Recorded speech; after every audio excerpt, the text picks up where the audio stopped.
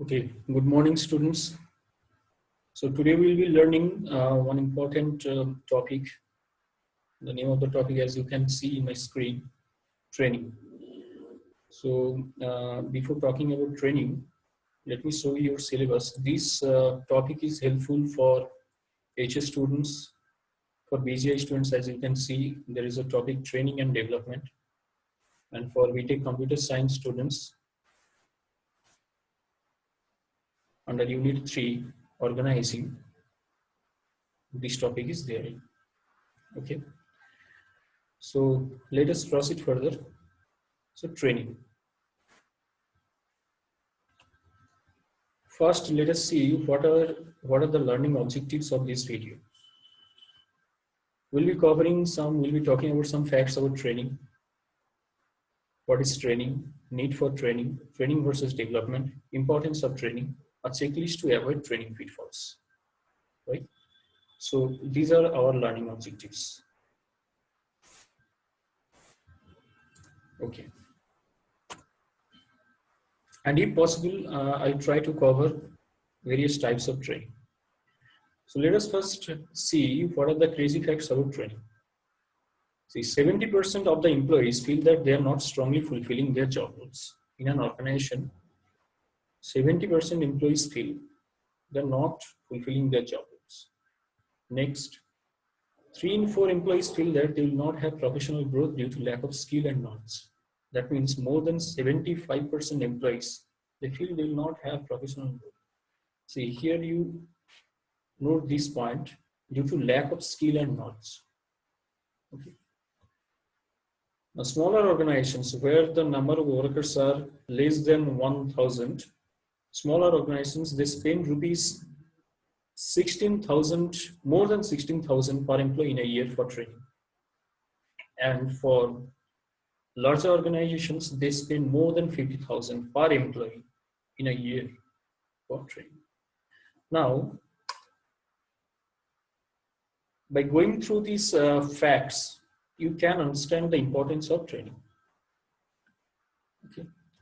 Now, you might have heard that I have told a particular word, this spend.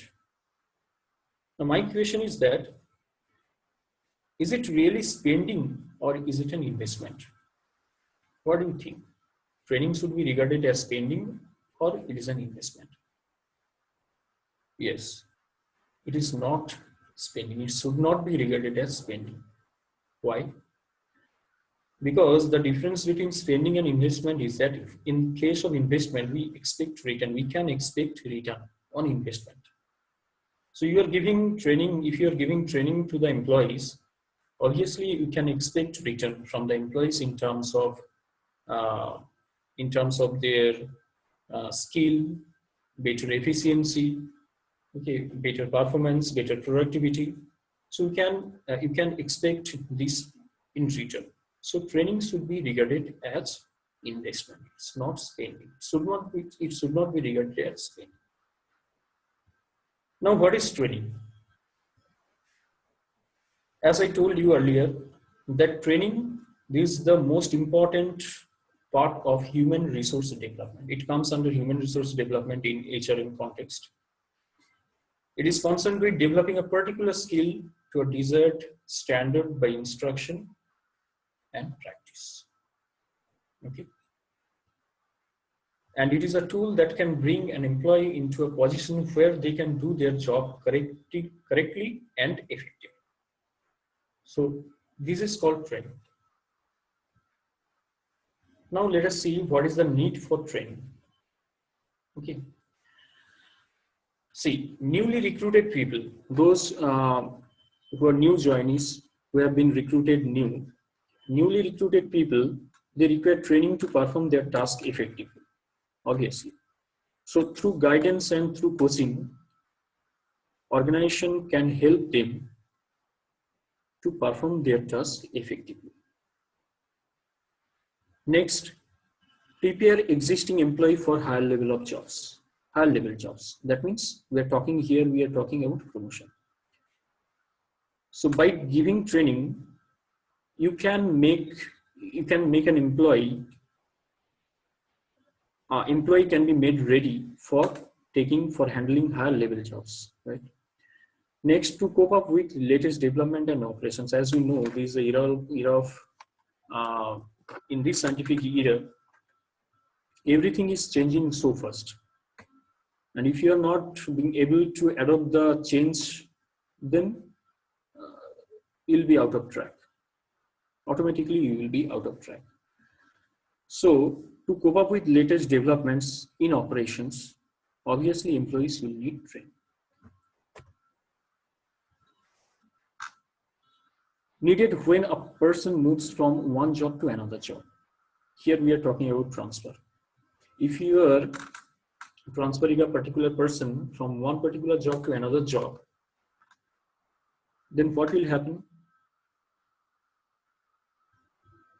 Obviously, you'll have to give training to handle the new job. Training to the employees. You'll have to give training to the employees to handle so that they can handle efficiently, effectively, right? To make employees mobile and versatile. What training does? Training makes a particular employee versatile. He'll be able to handle any kind of job if you are giving training. Any kind of job that whatever training you will give related to your training, the job should be related to your training. Okay. And to bridge the gap between what employee has and what the job demands. This is the most important point here. To bridge the gap between what employee has and what the job demands. You may not have the particular skill what the particular job demands. So for that purpose, in that case, you'll need training and to gain acceptance from your peers. If an employee is trained, if he has skill, if he has knowledge, then what will happen? Obviously, that particular employee can expect better acceptance from their colleagues, from their peer members, teammates. So these are the need of training. Now, let's see training versus development. Is there any difference between training and development? Let's see. Yes, there are a lot of difference. Training is different thing and development should be regarded as different. Okay. So training and development. So if we see here meaning. Training is a learning process in which employees get an opportunity to develop skill and competency and knowledge as per the job requirement. And where development, it is concerned with overall growth. Development is concerned with overall growth, and training is concerned with what? To enhance knowledge for particular job. Now, training is short-term. Training is a short-term process and development is a long-term process. And training mainly focuses on present, where development focuses on future. Training is mainly job-oriented and development is mainly career-oriented. Where the motivation comes for the purpose of training, the motivation comes from the end of the trainer. And for the purpose of development, the motivation comes from self. Self means yourself. Okay. An objective of training to improve the work performance of the employees, and in the case of development, to prepare employees for future challenges. Okay. And number of individuals for training, many individuals may be there. And for development, as I told here, self is the motivation of development. So only one. Aim. If I see aim of training, aim is concentrated on a specific job related. Okay. And the development is conceptual and general knowledge. In the same way, we can differentiate training from education also. As I told you earlier, as you have seen, that training is a process of inculcating specific skill in a person, and education, it is a theoretical learning. Okay. Training is method of skill development, and it is a typical form of learning. Education is a typical form of learning. This based on training is based on practical application, and whereas education is based on theoretical orientation. The perspective of training, it is narrow, and education, the perspective of education is wide. So question may come from here also. Okay, and term, as I told you, that training is short term and education is mainly comparatively long term. And training prepares mainly for present job, and education mainly prepares for the future job. An objective to improve performance and productivity. This is the main objective of training. And in case of education, to develop a sense of reasoning and judgment. Okay. And what it teaches, training mainly teaches specific tasks, and education mainly teaches general concept. So I hope this is clear to you all. So question may come from here. What is the difference between training and development? Differentiate training from education also. Differentiate training from education. Okay. Now let us see importance of training. So while we talk about importance of training, this can be considered from two aspects. One is benefit to the business, and another is benefit to the employees. So one is particularly for business, from the part of business, we'll consider what are the benefits over there, and another one from the aspect of employees, right? So first, let us see what are the benefits to the business. See, trained employees can work more effectively. Again, I'm saying this, we are talking about the benefits from the end of the business. So trained employees can work more effectively. While you'll give training to the employees, they will use the organizational resources properly. If they use organizational resources properly, then what will happen? The wastage will go down. And if they're trained, then there will be few chance, the probability of the accident will go down. And if your employees are trained, then less supervision is needed. So there is no need to engage one particular supervisor to watch some employees each and every time if they are trained, because they know their jobs, they know what to do, they know when to do. Okay, so less supervision is needed. Then while employees are trained, then you can expect superior performance from the end of the employees. So better output you can expect. If your employees are trained, your employees would be more loyal to you. Okay. Now we'll consider benefits to the employees.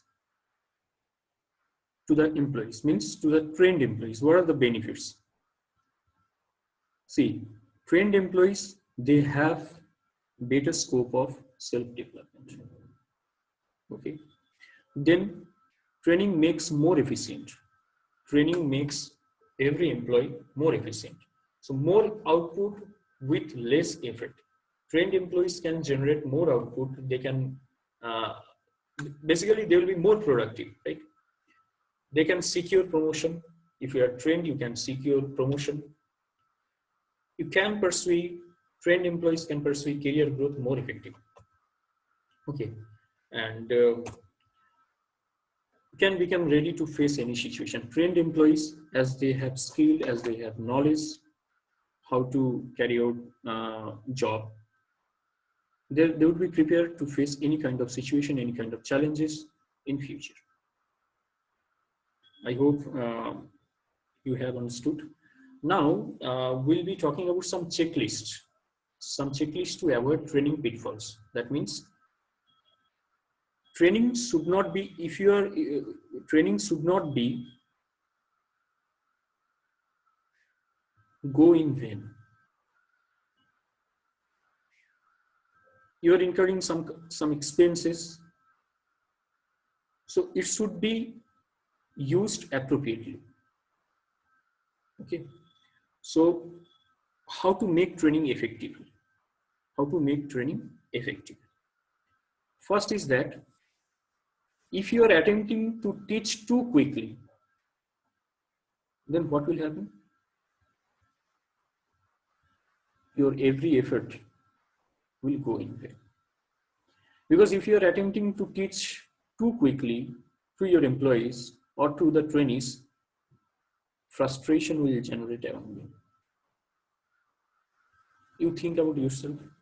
If anyone is teaching, if anyone is trying to teach you too quickly, what will happen? You will feel frustrated. You will feel depressed. Oh my God, I'm not understanding anything. Okay. Now, trying to teach too much.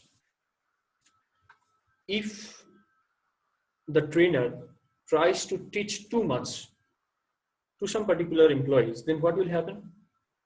Information overload. If I try to teach you too much, then what will happen? You'll not be able to remember anything properly. You'll be overloaded with a lot of information at a time. So do not try to teach too much. Then viewing all trainees as same. This psychological block should be removed while giving training. Because if you try to view all trainees as the same, they're not same. Each and every trainees are separate, different individual. They have different capability. They have different type of understanding. They may be from different type, different background. So they will have different perception. But if you are trying to view all trainees as same, he is understanding, Mr. X is understanding, Mr. Y is not Y, Mr. Y is not understanding. If you start this kind of complaining, then what will happen? Your training will go in vain. So you'll have to consider each and every particular employee differently. You should not view as same, right? Now, not providing time to practice. There is a term, we know that practice makes a man perfect. So if you are not giving to your employees proper time to practice, then what will happen? In reality, while they'll work, they'll forget everything. Whatever you have taught, whatever you have given training, they will forget everything. Right? So, must provide time to practice. Okay. Not reinforcing employees. So these are the checklist to avoid training pitfalls. Okay. Now, areas of training. What are the areas of training? See, try to guess what may be the areas of training. I'll tell. Yes. First area of training is knowledge. To carry out certain jobs, knowledge is required. Okay. So first area is knowledge, then technical skill. Technical skill. You may have knowledge. You may have you may have a lot of knowledge, but if you do not have skill, if your employees do not have skill, technical skill to carry out this particular job, so what would be the utility of having knowledge? So you'll have to apply this knowledge, and you'll have to have skill to carry out particular job. Okay. Now, social skill. Social skill means right mental attitude. So you'll have to train your employees how to develop social skill so that cordial relationship among the employees exist. Okay. Techniques. So what would be the appropriate technique to carry out job? Application of knowledge and skill to various on the job situations. Okay. So these are the main areas of training. These are the main areas where we'll have to give training if there is a need. Now, let us discuss types of training. So first type of training is induction or orientation training. Okay. Induction or orientation training. What is induction or orientation training? See, suppose you have recruited a particular employee, new employee, you have recruited a new employee to your organization. But what will happen if that particular employee doesn't have any knowledge about your organizational environment? Then what will happen? He will not be able to perform his task effectively. So you'll have to introduce that particular employee, the new employee, to the organizational environment. So this is called induction or orientation training. So introducing a new employee to the organizational environment, day-to-day functioning, product, service, rules and regulations. Rules and regulations. So what are the rules and regulations in your organization? What are the day-to-day functions? What kind of products you are manufacturing, or what kind of services you are giving? Okay. Then induction training. See, when a particular employee, when new employees join in an organization, what happens? They feel nervous. You think about yourself. Being a student, if you go to another class, then obviously you may feel nervous because you do not know anything about that particular class. You are not known to anyone. Nobody is known to you.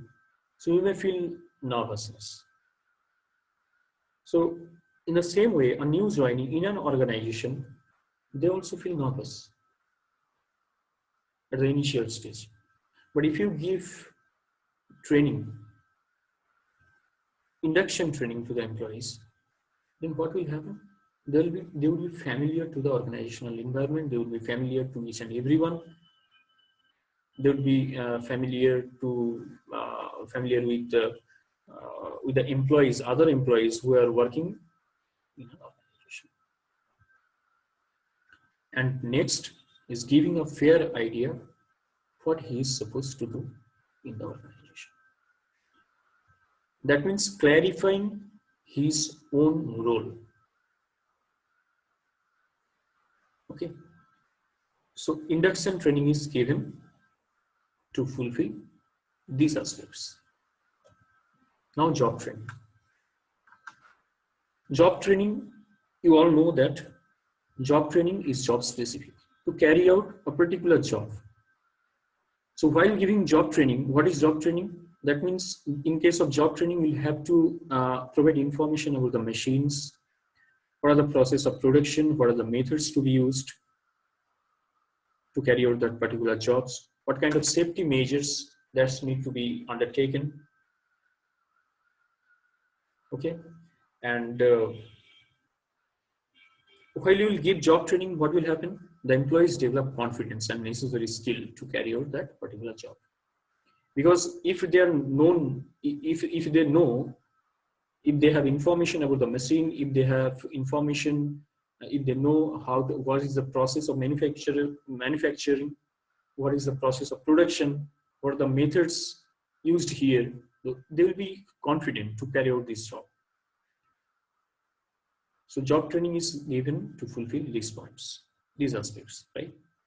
And next, to perform his job effectively, and obviously this is the main intention of training, so that employees, they fulfill their job, they do their job effectively and efficiently. Next is safety training. Here you can see it is written safety first. So in an organization, safety is most important thing. Okay.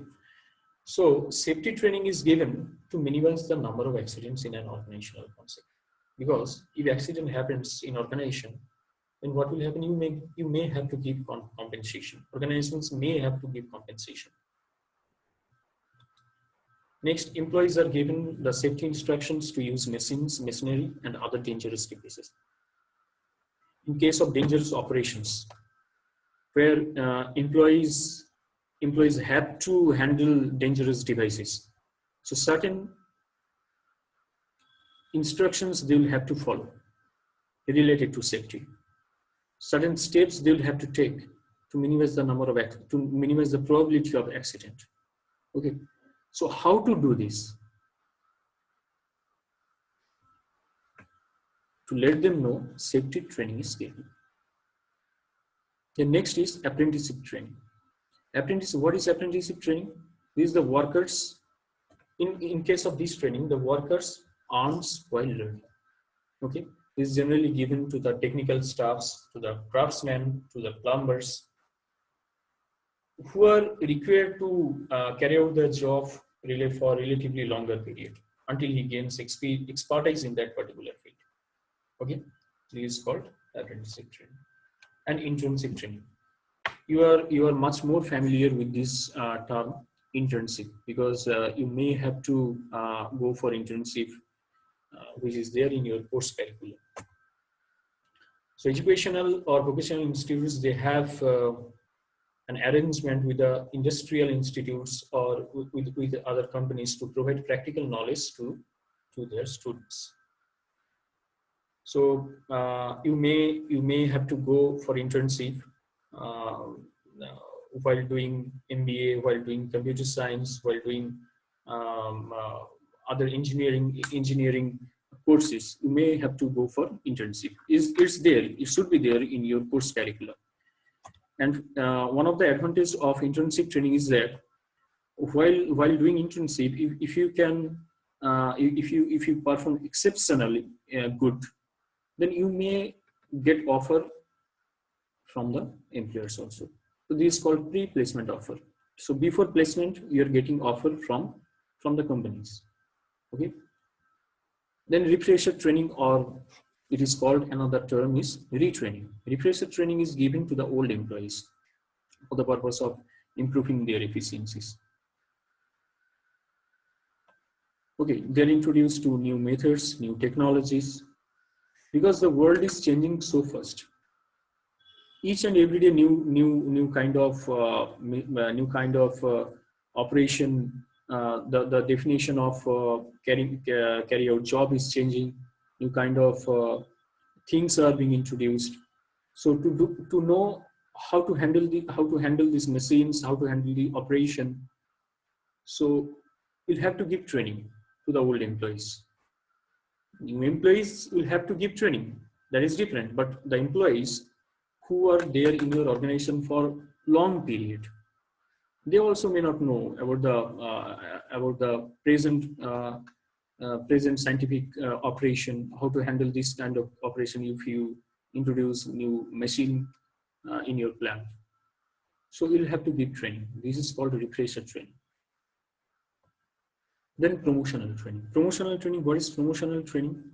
Promotional training is given to the potential employees who can be promoted to the senior position in your organization if there is a vacancy. So if you are thinking that you'll promote someone to that particular designation, then obviously to the potential employees you'll have to give training so that they get accustomed with their new roles.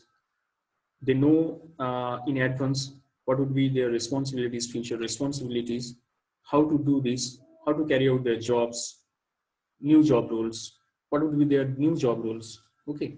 And to some extent, it will reduce their nervousness. While they will be promoted, they may become nervous. So if you give training, promotional training well in advance, then what will happen? Their nervousness also, they may be released from their nervousness. Okay. Then remedial training. Remedial training to overcome the shortcomings in the behavior and performance of the old employees. Due to intervention of technology, the employees may resist to accept the change and it may cause a disturbance in an organization. We have a tendency that when new things are introduced, we try to resist because we are habituated with the present. We are habituated with the present procedure, with the present situation. But when new things are introduced, what happens? We try to resist first. Most of the employees, not everyone, most of the employees try to resist. try to resist the thing. They do not try. They do not want to accept this change. But if but being a manager, you will have to make them feel better so that they accept it. They accept the change because you are introducing the change for organizational benefit. Okay, so remedial training is given. You may consider this as your remedial class also. So for today, we are ending this video here. So in my next video, we'll be discussing about the methods of training and other important